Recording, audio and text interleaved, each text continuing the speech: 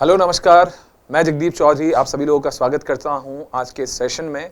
आज की इस क्लास में या आज के सत्र में जो है हम आपसे डिस्कस करने वाले हैं एसएससी, सीजीएल, सीपीओ या सीएचएसएल इन सभी का जो प्री एग्ज़ाम होता है उनका मॉक टेस्ट के लेके बहुत सारे डाउट्स होते हैं बच्चों के दिमाग में कि सर मॉक टेस्ट जो है हमें किस तरह से अटेम्प्ट करना चाहिए, किस सेक्शन को कितना टाइम दिया जाना चाहिए, साथ में जो है कि कौन से वाला सेक्शन पहले अटेम्प्ट करना चाहिए, किस तरह से हम मैक्सिमम मार्क्स स्कोर कर सकते हैं। एज ए मेंटोर और एज ए एसएससी एस्पायरेंट, क्योंकि मैंने भी जो है एसएससी सीजीएल 8 बार और टोटल जो है 15 टाइम्स जो है डिफरेंट जॉब्स में सिलेक्शन लिए हैं और बहुत बार जो है ये दुविधा जो है बच्चों की वो मेरे सामने आई है। तो आज का सेशन जो है पूरा का पूरा इस पे डिबेटेड रहेगा कि किस तरह से हमें मॉक टेस्ट अटेम्प्ट करना चाहिए, कहाँ से शुरू करना चाहिए, कब हमें मॉक टेस्ट देना चाहिए। कई लोगों का एक क्वेरी होता है कि सर मैंने तो अभी कोचिंग स्टार्ट की है, चाहे आप कोचिंग कहीं भी कर रहे हो, तो उन सबके लिए एक पैटर्न होता है कि किस तरह से हम जो है तैयारी कर रहे हैं, तो हमें कब मॉक टेस्ट देना स्टार्ट करना चाहिए। तो चलिए आज का सेशन स्टार्ट कर लेते हैं। आप सभी लोगों से रिक्वेस्ट होगा कि भाई अगर आपको ये सेशन पसंद आए तो वीडियो को सब्सक्राइब, चैनल को सब्सक्राइब कर लीजिएगा, वीडियो को ज़्यादा से ज़्यादा लोगों तक शेयर कर दीजिएगा। तो चलिए शुरू करते हैं। सबसे पहले मैं बात करूंगा कि पहला क्वेश्चन जो बच्चों के दिमाग में आता है वो ये होता है कि भाई अगर मैं मॉक टेस्ट देना स्टार्ट कर रहा हूं तो मुझे मॉक टेस्ट देते टाइम पे ये चीज़ ध्यान होनी चाहिए कि मुझे सबसे पहले मॉक टेस्ट कब देना स्टार्ट करना है। फॉर एग्जाम्पल, अगर आपने कभी कहीं कोचिंग ज्वाइन कर रखी है और मान लीजिए अभी आपका सिलेबस जस्ट स्टार्ट ही हुआ है, तो एग्जाम में वो सिर्फ एक टॉपिक तो आएगा ही नहीं, तो आपको सारे टॉपिक कवर करने होंगे, उसके बाद मॉक टेस्ट देना चाहिए, ऐसा बिल्कुल नहीं। अभी स्टार्टिंग में आपको करना क्या है वो बताता हूं मैं आपको। चलिए, पहला क्वेश्चन मिल गया है कब से शुरू करना चाहिए मॉक टेस्ट, कब से शुरू करना चाहिए। फॉर एग्जांपल, आप किसी भी कोचिंग में अगर आप ज्वाइन करते हैं, कोई भी कोचिंग जो है आपने ज्वाइन की, लेट्स सपोज कि शुरू के 10 दिन में आपके जो है वो एक टॉपिक कंप्लीट हुआ। अब ऑब्वियस सी बात है कि एक टॉपिक को लेके तो आप मॉक टेस्ट देने नहीं जाएंगे, ठीक है। तो आपको करना क्या है, आपको करना यह है कि आपको स्टार्टिंग में जो है वो सेक्शनल टेस्ट देने हैं, सेक्शनल टेस्ट देने हैं जिनको कि हम टॉपिक टेस्ट भी बोल सकते हैं। उदाहरण के तौर पे अगर हम बात करते हैं कि मान लीजिए अगर आप मैथ्स स्टार्ट करते हैं और मैथ्स में आपका पहला टॉपिक परसेंटेज हो चुका है, इंग्लिश में आपका पहला टॉपिक जो है नाउन हो चुका है, और रीजनिंग में आपका पहला टॉपिक जो है फॉर एग्जांपल फिगर काउंटिंग हो चुका है, ऐसे जीके जीएस में कोई टॉपिक हो चुका है, तो आपको क्या करना है, जो भी आप मॉक टेस्ट देने जा रहे हैं उसमें पूरा कंप्लीट मॉक टेस्ट ना दें, केवल और केवल उस टॉपिक का। मैथ्स में परसेंटेज का टेस्ट दें, इंग्लिश के लिए नाउन का टेस्ट दें, और रीजनिंग के लिए सिर्फ और सिर्फ फिगर काउंटिंग का टेस्ट दें, और जीके जीएस में जो भी आपका सब्जेक्ट कंप्लीट हो चुका है केवल उसका टेस्ट दें।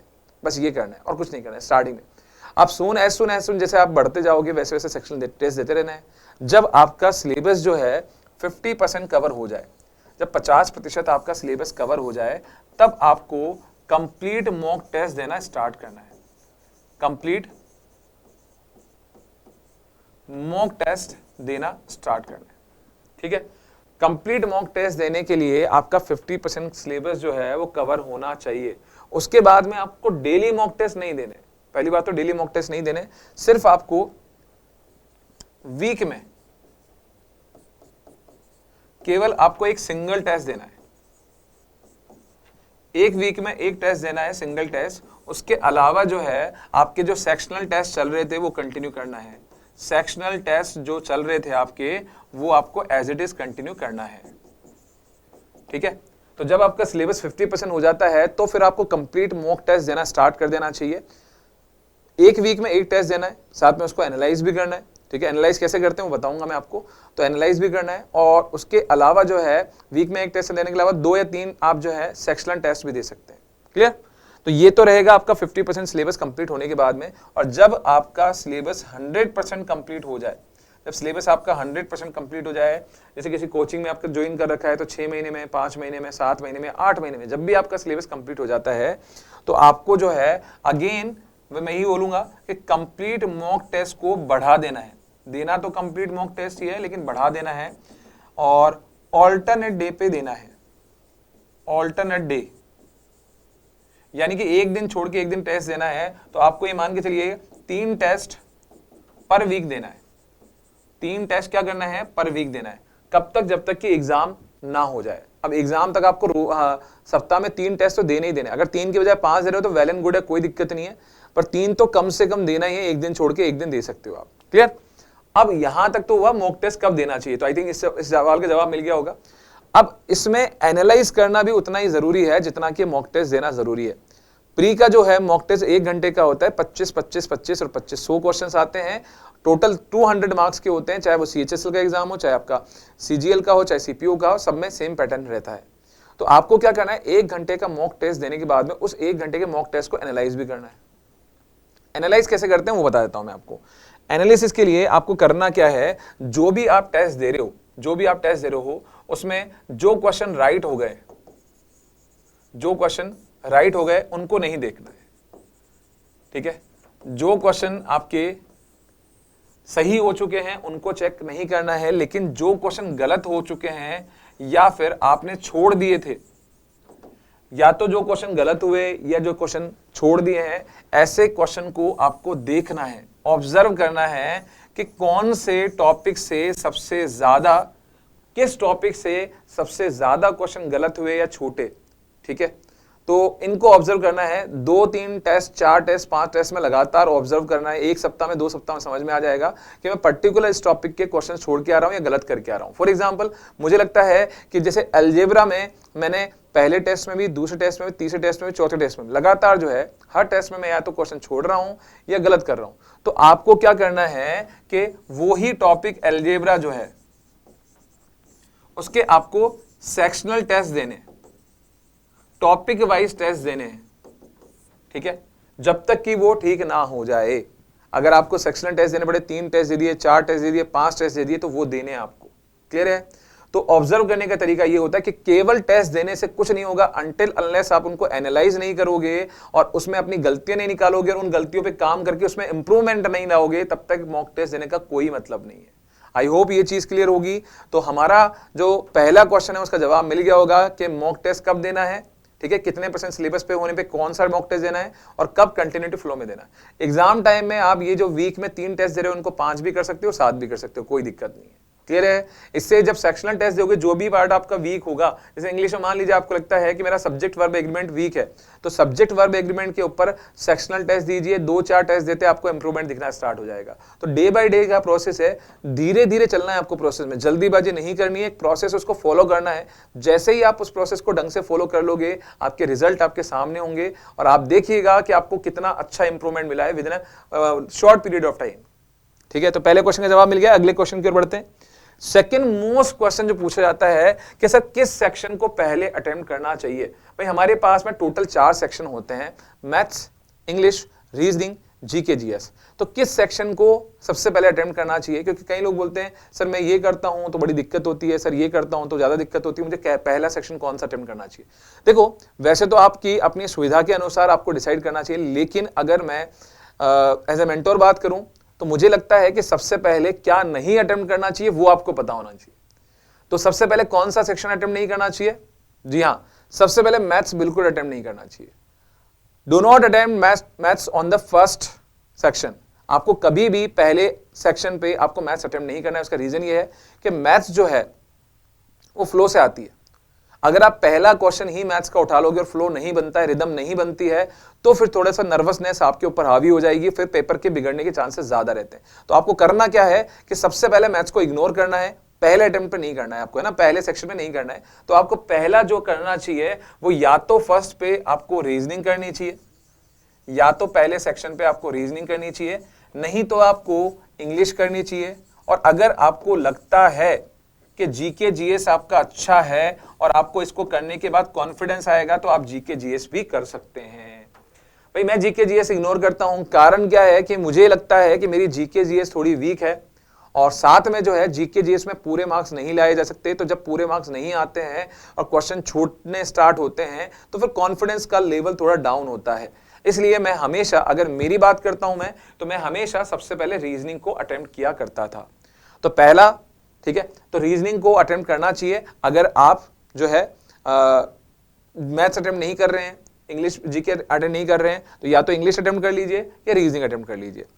ठीक है, अभी मैं टाइम भी डिवाइड करके बताऊंगा कि किस सेक्शन को कितना टाइम देना चाहिए। ठीक है, नेक्स्ट, सेकंड सेक्शन पे आपको जो है वो मैथ्स को अटेम्प्ट करना चाहिए।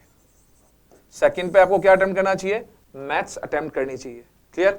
क्योंकि जो स्पीड आपकी रीजनिंग में या इंग्लिश में डेवलप हुई होगी, जो आपका रिदम बना होगा, और जो चूंकि आपने क्वेश्चन ज्यादा कर लिए होंगे, क्योंकि देखो रीजनिंग में हमेशा हर बंदा जो है एसएससी के एग्जाम में 20 से प्लस क्वेश्चन करके आता है, 20 से 25 के बीच में अटेम्प्ट होते हैं।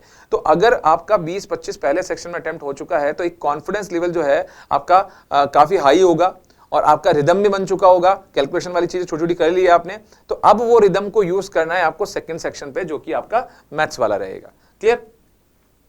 थर्ड सेक्शन जो है वो आप चाहें तो इंग्लिश ले सकते हैं अगर आपने इंग्लिश पहले नहीं किया है, ठीक है। और फोर्थ सेक्शन जो है वो आपका सबसे लास्ट में जीके जीएस हो सकता है। रीजन क्या है? लास्ट में जीके जीएस अगर आप लेते हो तो जीके जीएस में घबराहट जैसी चीज नहीं होती है, नर्वस नहीं होते हैं। उसका रीजन सिंपल सा है कि यहां कोई कैलकुलेशन नहीं है, यहां कोई सोचने वाली चीज नहीं है, यहां पे कोई जो है ट्रिपिक जो है अप्रोच मुश्किल वाली नहीं है। जीके जीएस में ऐसा था, क्वेश्चन आएगा तो टिक करोगे, नहीं आएगा तो आगे बढ़ोगे, सीधी सी बात है। तो सबसे लास्ट में जीके जीएस अटेम्प्ट कर सकते हैं आप, ये मेरी स्ट्रेटेजी रहेगी। अब बात करते हैं किस सब्जेक्ट को कितना टाइम देना चाहिए, ठीक है। तो पहले कौन सा अटेम्प्ट करना चाहिए वो समझ में आ गया। पहले अटेम्प्ट करना चाहिए आपको रीजनिंग, इंग्लिश या जीके जीएस में से। अगर आपकी जीके जीएस स्ट्रांग है तो आपको पहला जीके जीएस करना चाहिए। अगर आपकी जो है रीजनिंग स्ट्रांग है तो पहले रीजनिंग करिए, और इंग्लिश स्ट्रांग है तो इंग्लिश। एज पर्सनल व्यू मैं हमेशा पहले रीजनिंग अटेम्प्ट करता था, देन मैथ्स में उसकी स्पीड को यूटिलाइज करता था, वो रिदम को फॉलो करता था, देन मैं थर्ड पे इंग्लिश अटेम्प्ट करता था, फोर्थ पे जीके जीएस अटेम्प्ट करता था। आई होप ये डाउट भी क्लियर होगा कि पहले किसको करना चाहिए। सबसे पहला जो मैंने क्वेश्चन बताया था, पहले किसको करना है ये इंपॉर्टेंट नहीं है, पहले किसको नहीं करना है वो इंपॉर्टेंट है। तो मैथ्स को पहले जो है शुरू के 10 मिनट में 15 मिनट में नहीं करना है। क्लियर? नेक्स्ट आगे बढ़ते हैं, किस सेक्शन को कितना टाइम देना चाहिए। देखिएगा, अगर मैं बात करता हूं कि सबसे पहले मैंने रीजनिंग को अटेम्प्ट किया, पहले चांस पे मैंने रीजनिंग को अटेम्प्ट किया,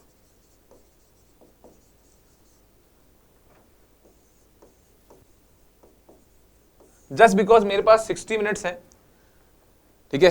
तो पहले सेक्शन पे मेरे को रीजनिंग अटेम्प्ट करनी चाहिए।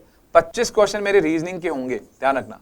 मैं हमेशा रीजनिंग को 12 से 15 मिनट देता था और देता हूं। मैं हमेशा बच्चों को बोलता हूं कि 12 से 15 मिनट से ज्यादा आपको रीजनिंग को नहीं देना है, और इन 12 से 15 मिनट में आपके आराम से 20 प्लस क्वेश्चन हो जाते हैं, ठीक है। अगर आपने अच्छे से मेहनत की है तो 12 मिनट से 15 मिनट के बीच में जो है आपके 20 प्लस क्वेश्चन बहुत इजीली हो जाते हैं, कहीं कोई दिक्कत नहीं है, ठीक है। अगर 15 मिनट में नहीं होते हैं तो आपको आगे टाइम नहीं देना, 16वां मिनट लगाना ही नहीं है, ठीक है। वॉच होती है आपके पास में, आपको सब कुछ पता होता है कि सामने कंप्यूटर चल रहा होता है, तो जैसे ही घड़ी का कांटा 45 मिनट पे आ जाता है देन आपको स्किप कर देना है। क्लियर? क्योंकि कई बार क्या होता है कि सेक्शन पहला इतना टफ होता है कि मान लीजिए रीजनिंग टफ आई तो हो सकता है आपसे 15 मिनट में 20 क्वेश्चन भी ना हो, तो इसका मतलब है रीजनिंग टफ है, और वो टफ आपके लिए नहीं, वो सबके लिए टफ है। तो एक बार के लिए उसको छोड़ दीजिए, जितना हो गया उतना वेल एंड गुड है, क्या पता अगला सेक्शन इससे सिंपल हो, ठीक है। तो सेकंड पे आपको मैथ्स लेनी है बच्चे। मैथ्स में जो है सेकंड पे आपको जो लेनी है, इसमें आपको सिर्फ और सिर्फ 20 मिनट देने हैं। 20 मिनट में आराम से अगेन आपके 18 से 20 क्वेश्चन हो जाएंगे मैथ्स में। ऐसे क्वेश्चंस में आपको नहीं उलझना है जो आपने एग्जाम से पहले नहीं देखे हैं, जिनकी प्रैक्टिस नहीं की है। कई बार क्या होता है एग्जाम में कुछ नए क्वेश्चंस बन के आते हैं जिनका परसेंटेज मात्र जो है 10 से 20% रहता है। तो ऐसे क्वेश्चंस को छांटिए और इनको मत कीजिए, पहले राउंड में नहीं करना है, ऐसे क्वेश्चन में उलझना नहीं है। और अगर कहीं किसी क्वेश्चन में आपका आंसर मैच नहीं कर रहा है तो दोबारा उसको ट्राई नहीं करना है, क्योंकि जो गलती आप एक बार में कर चुके वो दोबारा करने से भी आपके पकड़ में नहीं आएगी। तो मैथ्स में एक सिंपल सा रूल है कि अगर आपके मुंह से 2 × 2 5 निकल गया तो 2 × 2 5 पकड़ में नहीं आएगा आपके, जब तक कि आप उसको कुछ टाइम के लिए छोड़ नहीं दोगे। क्लियर है? तो अगर किसी क्वेश्चन का आंसर मैच नहीं कर रहा, इट मींस आपने कहीं ना कोई सिली मिस्टेक की है, तो आप उसको एक बार छोड़ दीजिए, नेक्स्ट राउंड में हम उसको ले लेंगे। क्लियर? तो 20 मिनट में आपके 18-20 क्वेश्चन हो जाते हैं।